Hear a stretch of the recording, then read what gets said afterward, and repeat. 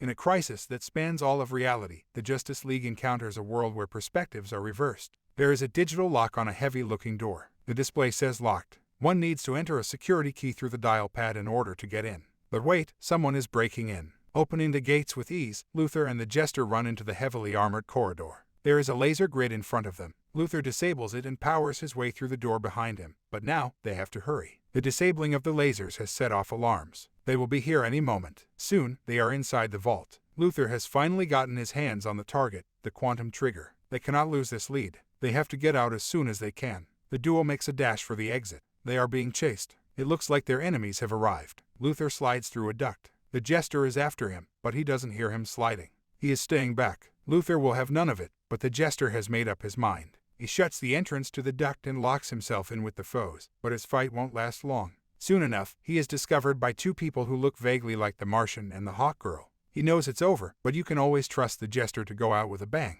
As Luthor emerges, he is confronted by a group. They look very similar to the Justice League, but their costumes are different and so is their demeanor. They are here for the trigger. Luthor pulls out a handheld device, and before they know what is happening, he vanishes. There is a space station under construction. Batman stands on the deck checking the progress. The entire Justice League is on board. It is their new headquarters, the Watchtower. There has been some disturbance on Earth. A man has just appeared in the middle of traffic and caused a small pile-up, but it's nothing sinister. In fact, he wants to locate the nearest police station. At the police station, however, it is a completely different story. As soon as he walks in and introduces himself, the police absolutely lose their minds. After all, it is not every day that Lex Luthor hands himself over to the police. He wants to contact the Justice League, and they oblige. The corridors are lined with security personnel, while Luthor sits locked in a room. Superman, Wonder Woman, and Flash arrive at the scene. They enter the cell only to find Luthor waiting for them stark naked. Once the initial shock subsides, it dawns on the trio that this is not really the Lex Luthor they know. His internal organs are a mirror image of that of a normal human, and as per Superman's senses, the Lex Luthor of Earth is still locked up in a prison, where the Justice League managed to put him.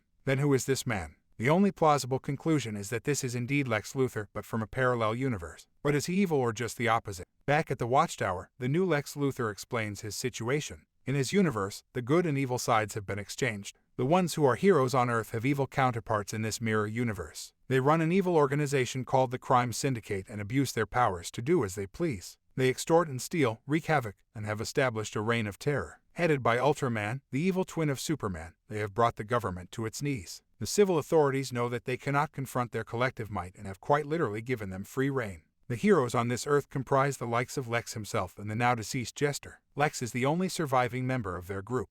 The Justice League is his last hope in saving his world. He desperately needs their help. The Justice League needs some time to make up its mind. It is at this moment that Lex executes a key part of his plan. While he waits outside, he hides the quantum trigger discreetly in the headquarters. Inside the room, the heroes are deep in conversation. They have no doubt that Lex is speaking the truth. The Martian has read his mind. Most of the members support the idea of coming to his aid. They must go to his planet and install stability, but all are not on board with the idea. Batman doesn't agree. He knows they have too much on their plate, and abandoning their post for some unknown parallel universe would be careless. But he is overruled. In the end, the Justice League departs with Lex to his home, while Batman stays behind holding the fort. But the timing couldn't be worse. As the party appears in Lex's headquarters, they see an unpleasant sight. Owlman and Superwoman are tearing down the place looking for the trigger. As Justice League interjects, a fight breaks out. Two supervillains, along with their followers, launch a vicious attack. The heroes hold their ground. After an initial setback, the Syndicate resorts to calling for reinforcements. Lex makes no mistake in gauging their motives.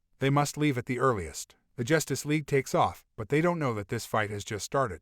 Owlman is coming after them in his plane. With a clear view of his targets up front, he fires. Soon, the heroes are in the midst of exploding missiles and constant fire from Owlman's aircraft. Adding to the trouble are the made men, Superwoman's henchmen, endowed with superpowers. The heroes try to weather the challenge, but it's taking a toll. They need to come up with something, and that is when Wonder Woman turns the tide. Overpowering Owlman, she takes over the aircraft. With this piece of technology in possession, the Justice League makes a quick escape.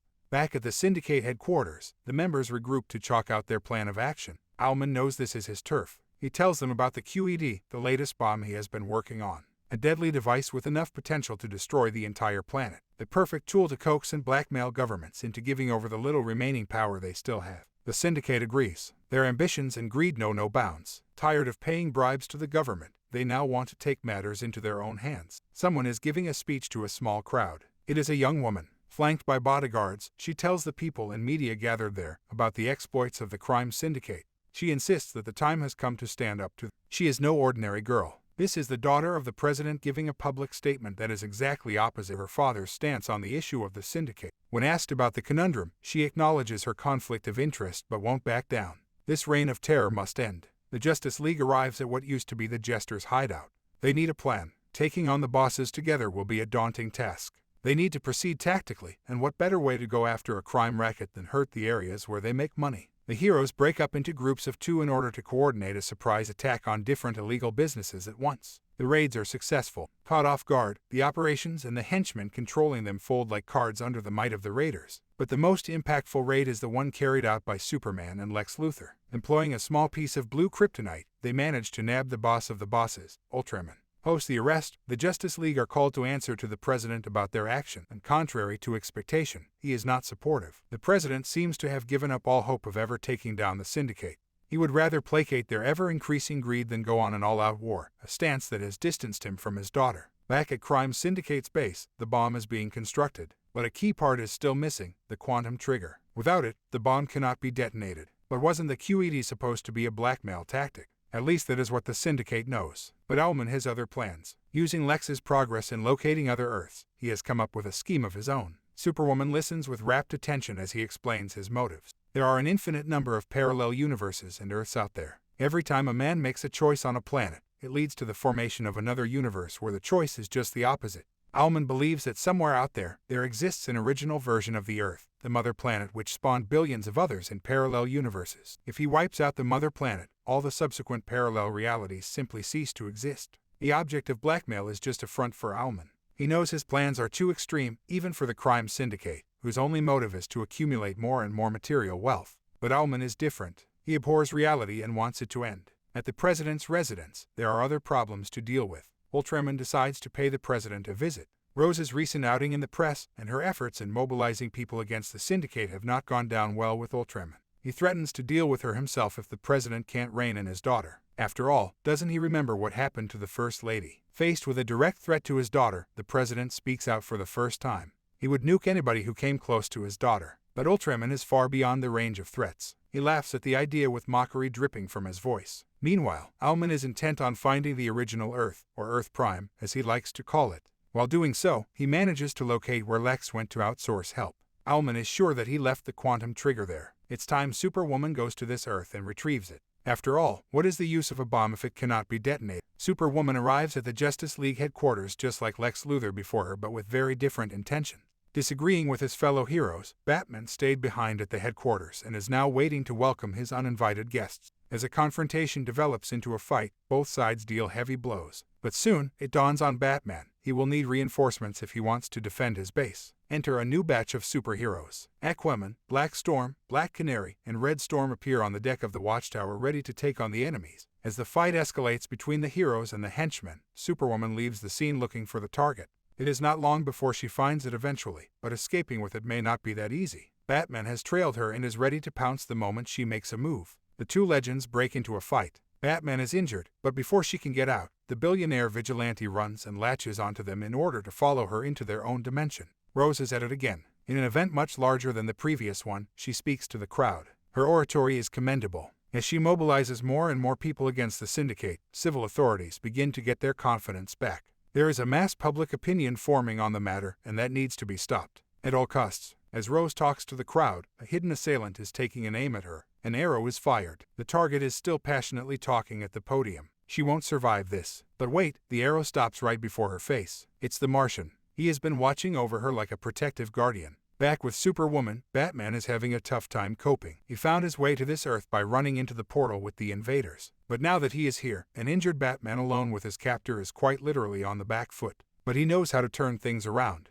After all, he is Batman. He manages to capture Superwoman but not before she has sent the detonator to the Owlman and broken one of Batman's ribs. The tormented hero calls the Justice League to his aid. Now, all that they need to do is locate the Syndicate's lab and stop the Owlman from detonating it. In the backseat of a car sit Rose and the Martian. The two have forged an unlikely connection. They are attuned to each other's thoughts. The Martian admits that ever since his home got destroyed, he never thought he would connect with someone this well. He shows her memories from his childhood, his home, his family, the eventual fall of their civilization, and finally a complete wipeout of the Martian population. Rose empathizes with him. She promises to help them. Her father knows about the Syndicate's secret hideout. She can be of use. The heroes are on the way to the Syndicate's base. This will be their final showdown. Once the base is breached, the confrontation soon turns into a fight. But this one does not last long. With everyone else distracted by the action, Ullman does what he had envisioned. He escapes to Earth Prime with the bomb. Faced with the realization that all of reality is about to be erased, the two parties form an unspoken alliance almost immediately. The Ullman has to be stopped. Batman tries to transport to the planet, but Ullman's path is blocking it. The only way now is to have someone vibrate as fast as the wave carrier of Ullman in order to open a portal. Flash steps up immediately. When it comes to matters of speed, he is confident he can pull it off. But Batman thinks Flash is incapable of this speed. This is the cue for Johnny Quick to step up. Flash's evil counterpart has the same easy confidence. In a game of one-upmanship, Johnny vibrates fast enough to open the portal for Batman. What happens after is a conversation only Batman can have with his counterpart. Interjected with punches and body slam, the two geniuses fight out on their perspectives of nihilism. Batman knows that Ullman must have gone through excruciating conditions just like himself, but he has chosen an extreme path of all-pervasive eradication as his answer to the futility of the world. Batman cannot let him succeed. He manages to get his hands on the transporter. In a final episode of a long conflict, Batman manages to send his twin and the bomb to a barren Earth devoid of all life form. Ullman knows he has been defeated. He will be the only one dying when the bomb explodes. He, however, accepts it rather well. But the tragedies are not over. The portal has aged Johnny. When he finally stops vibrating, he is old, frail, and gasping to breathe. Batman knew what it would mean to open a portal. He sacrificed Johnny to save Flash. In a rare moment of emotion, Flash crouches down next to Johnny. He is almost mourning him as he closes his eyes for good. It is now time for the remaining members of the Syndicate. They need to be captured if the Justice League has to finish their job here. But this does not take long. The President is here, and he is not alone. Flanked by Marines and tanks on all sides, the President finally has his wake-up call when they try to kill his daughter. The forces nab the already weakened villains with ease. Peace has been restored, and the request Lex had come to them with has been fulfilled. It is time to go back, but it is harder for one than it is for others. The Martian is saying his final goodbye to Rose. She wants him to stay. It would do no harm to anybody, but the hero knows that his duty comes first. He must go. Rose is left behind.